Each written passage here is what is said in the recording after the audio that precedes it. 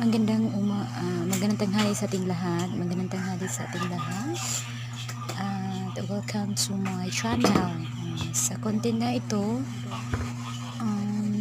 ginagawa ko siya noong gabi, guys. So ayun siya, guys. So ito ay part 4.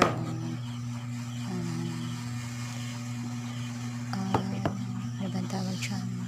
Yung pepino is hinihiwa ko siya, guys. So sinaslice pala. So ayun siya, guys.